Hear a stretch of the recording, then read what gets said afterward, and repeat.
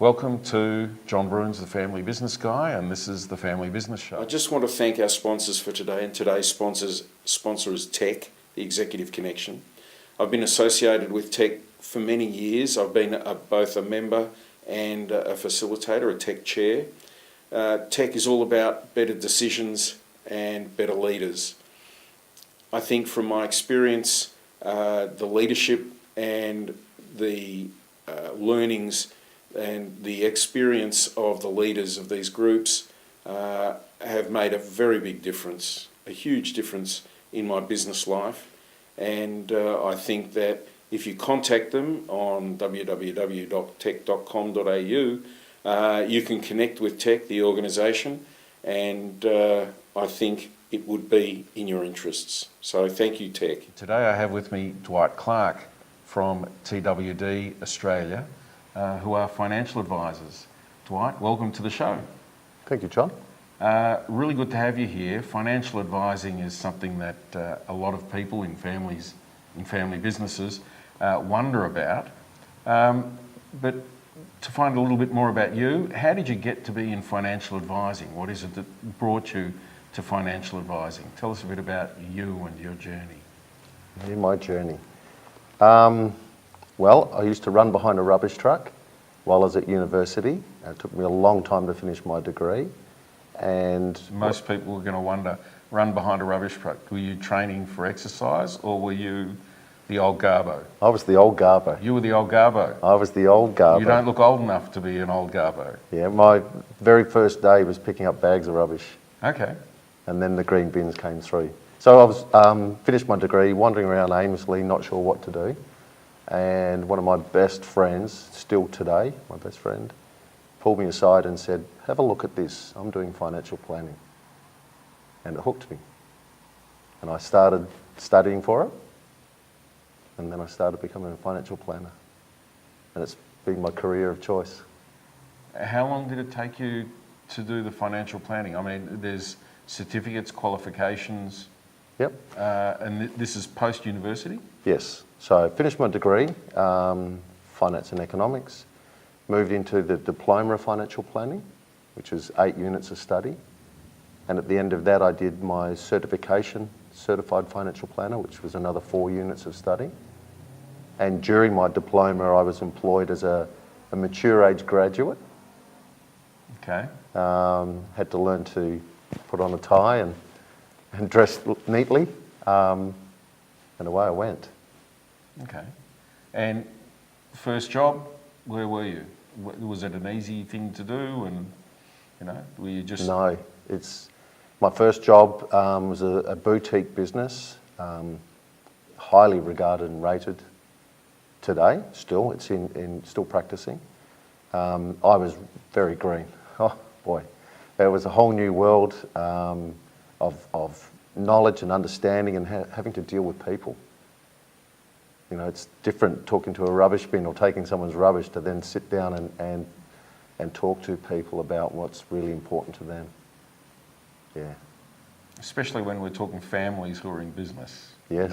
And they're trying to work out what they can do, what they can save, how they do it, those sorts of things. So that was the beginning, right?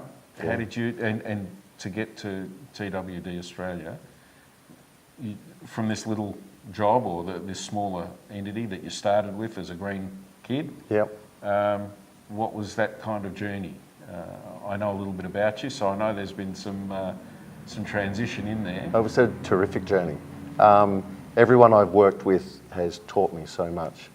That's the valuable thing. I've been lucky to get in front of and work with some amazing people that have great experience as well as a technical knowledge. Boutique business that started to grow. I joined JB Weir and worked there for 10 years. That was an amazing business to work in, clientele which were terrific. And in that journey of 10 years at JB Weir, I met the people I'm now working with and formed some really good relationships there, so that when I decided to leave JB Weir, they were front runners, stepped up and said, come and have a chat. Okay. And so would most of your clients be family businesses or family business owners, or families who are in business together? Would that be the majority of the people Yeah. you deal with? Not the actual business, but it's the families, yes. Busy people and their families. So it's you might have one client, as in the person running the business, but it's morphed our business over time to be looking after a greater number of people in the one family. Okay. So yeah, it is really amazing. Because in a family business, although it is a family that's involved in the business, some might be in the business, some might not be in the business, but they're all individuals and they're all going to want to know and plan for their own Yes. futures. Correct. So the actual family business has changed. Okay, a lot of the clients I'm working with now, they own and run a business, and they own properties and they own investments. The family business is now a wealth management piece for the family, whereas having a bit of a business that generates income is part of their business. So that's a different thing. You just said wealth management as opposed to financial planning. But where you work is you're looking after, what I'm hearing is you're looking after the long-term value for the group of individuals Yep. within a family who might own a business or more than one business. Correct. So a lot of what we're doing is values-based advice. Okay, so Values-based advice. Yeah. Now you've already...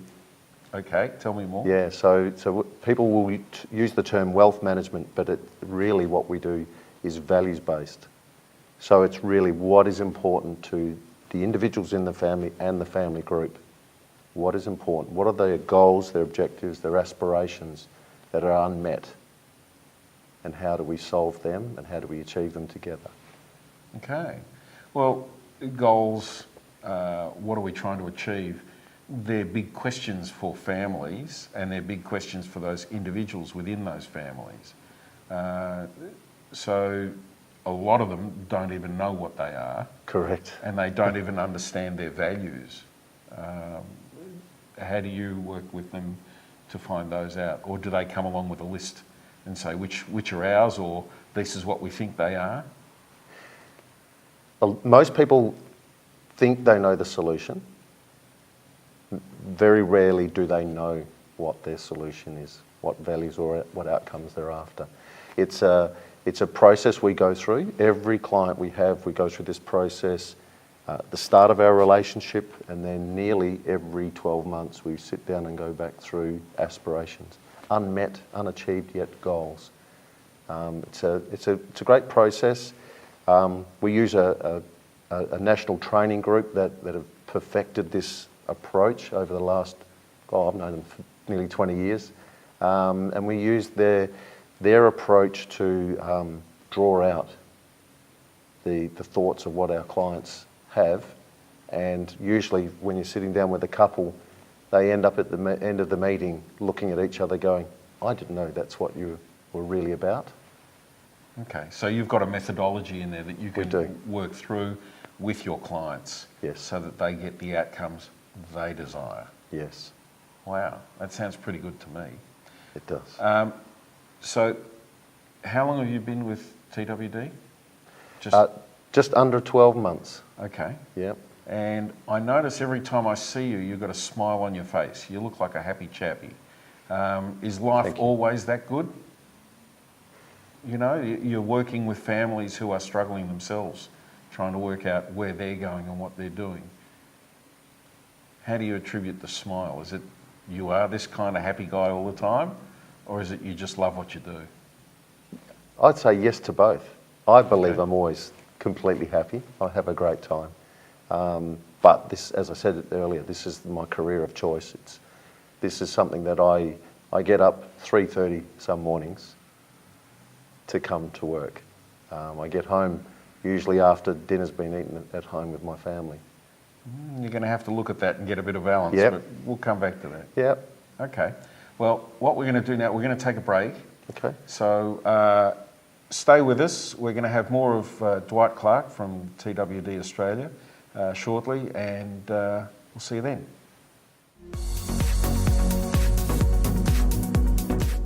Hi, and welcome back to the Family Business Show. I'm John Broons, the Family Business Guy, and today's guest is Dwight Clark from TWD Australia, Financial Advisors.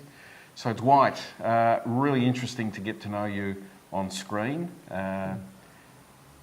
We've had a bit of an understanding of where you come from and your passion in life. Knowing that you work with families who are in business, some of the challenges, some of your difficult clients, or something that you might say would come up occasionally as a family business advisor in the financial side of things. Yeah. How about sharing a couple of stories? I've got a really good one. What's it, the first generation that started a business came and talked to me about their charitable giving. How do they give money away into the community? And so that was an interesting discussion. All right, you want to give money away? And we discovered that the goal, the outcome they wanted was to bring the family back together. Fantastic. And they wanted to use charitable giving as the tool that did that. And how do you get multiple generations of a family back around the dining room table and agreeing on a pathway going forward? So what That happened? was a big challenge. How did that go? Well, It's an interesting challenge. it has worked fantastically. And I mean it in a great way. Not that it's fantastic. It's really amazing, the outcome. Because the first generation were out of the business. The second generation were running this business terrifically. Okay, it's an international business.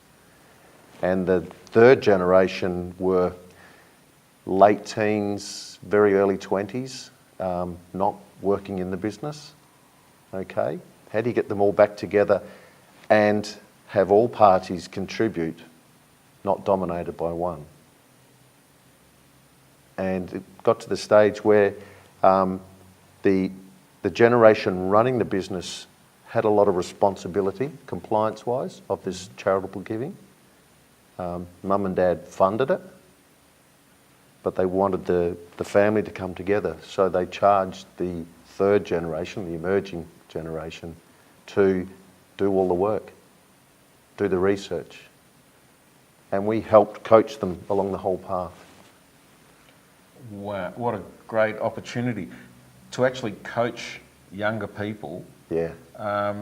What sort of instructions do you give somebody like that? Do you got 3 charities that we want to give to, or you've got 24, or there's that many charities out there, there's thousands of them. How do you pick a charity, or did you leave that to them? Or how much money did you leave that to them? And how do we design the group meeting? So start with the... Well, start with the fact that there's about 70,000 charities in Australia, Okay. growing at 10 a week. Okay, so how do you pick one? It's really hard. You need to, it turns out each of the grandchildren, the third generation, were charged with a certain sum of money, each was, to then go and find what was their passion. What part of the community did they like? Was it education? Was it save the dogs, save the horses, free the bears, all those sort of things? And part of the discussion we had with the children was really to draw out where that passion lay, and then help find another group or groups for them to just start to talk to. Because family businesses align with community, Yeah. right? Family is Yep. being part of a community. So left to choice, how did you end up directing these younger generations? Well, it's more giving them the ability to follow their direction and coach them in the sense of what sort of solutions or information they need to bring back to the family. But then we had to let them go, be masters of their own destiny in a sense. And the great outcome was for them to come back to the family and share what they'd found, and in a way that showed their enthusiasm and passion for their cause that they discovered. So then the family as a whole followed that path. Was there any preconditions that one day you're expected to step into the business and you're going to take on these roles, or this was just from an older generation's perspective, this is to test you and see what you're good at or what you like, or there must have been some sort of perspective from the older generation. Yep. Okay, the driving force of this was to bring the family back together, but for them all to share the same family values.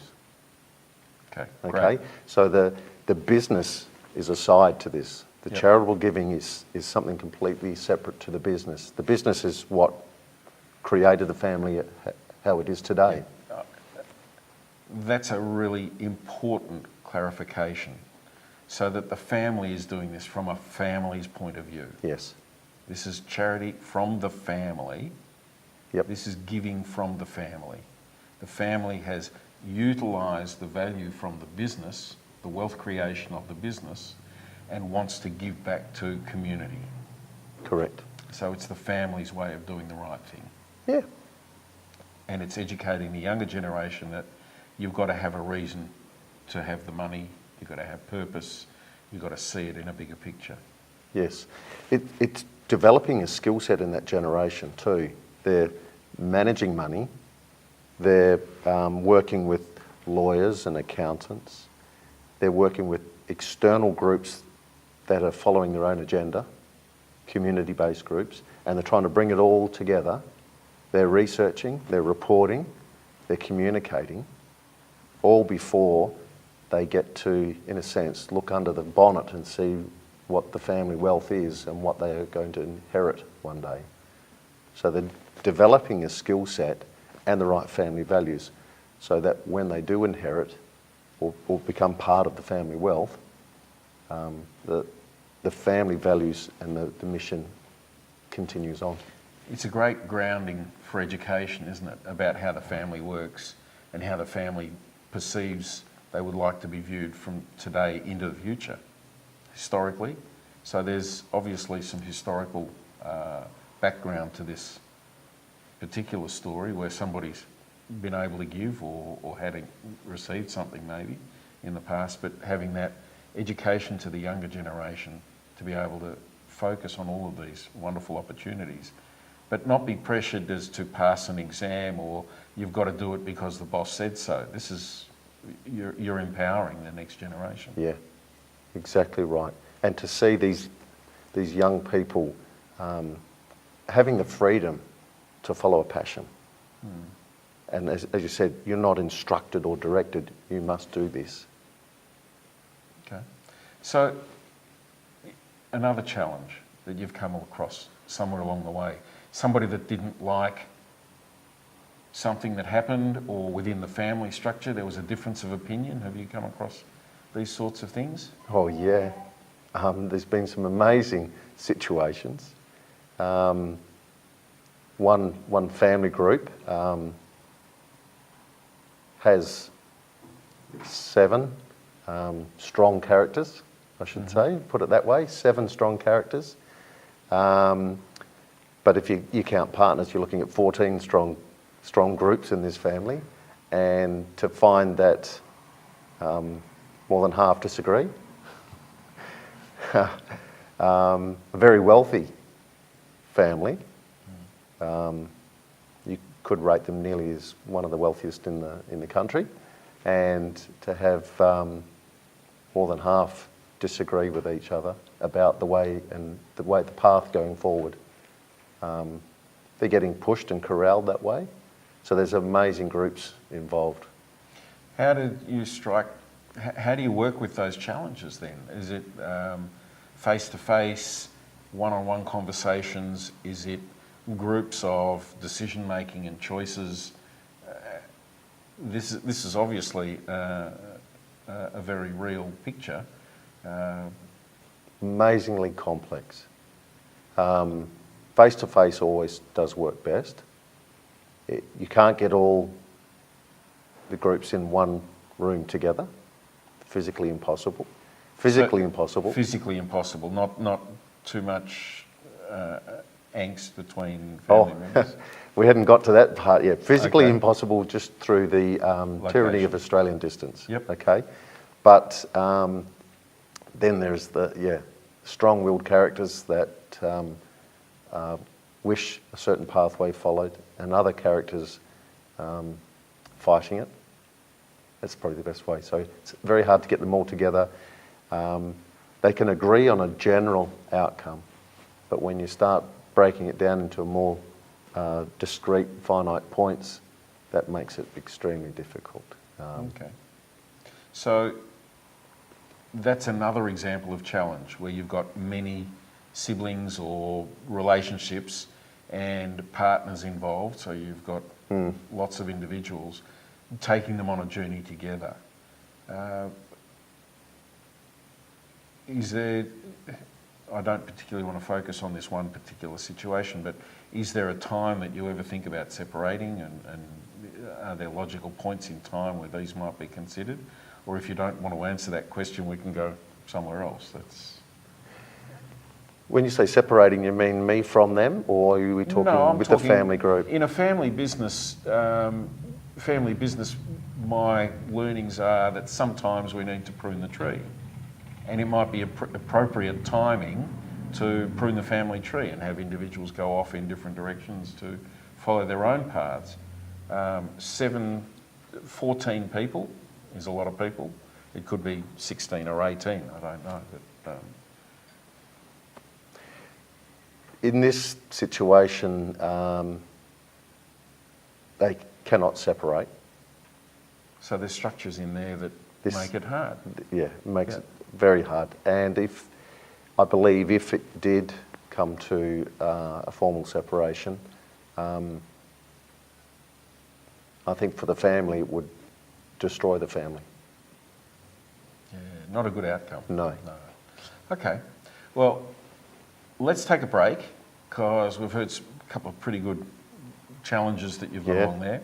And we'll come back in a moment with Dwight Clark, my guest from TWD Australia, Financial Planners. See you in a moment.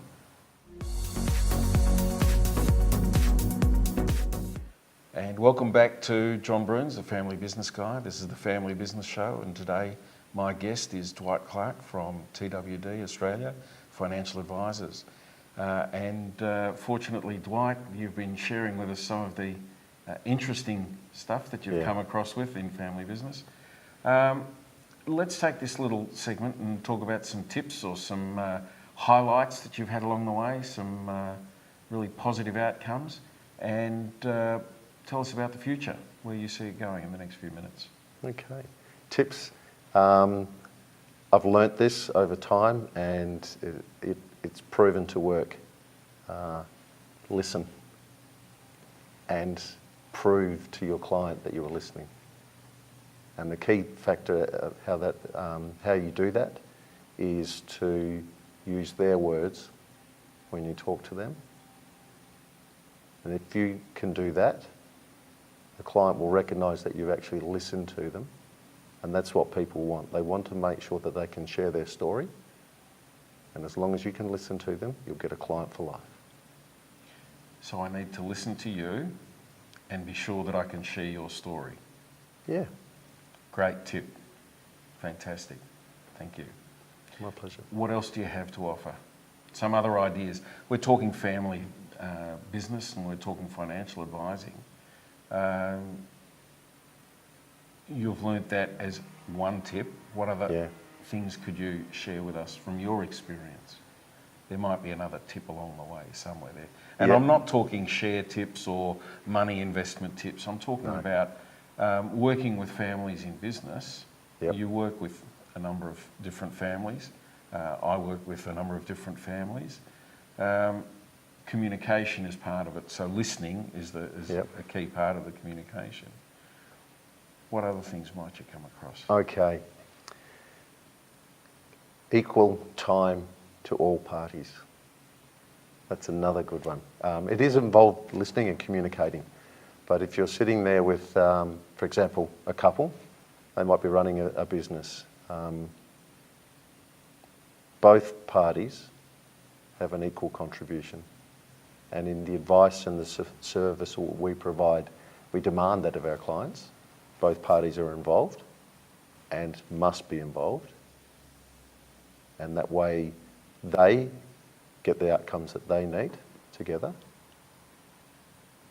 Otherwise, we won't work with them. Very interesting that you actually make the choice about how the client works with you. Yes.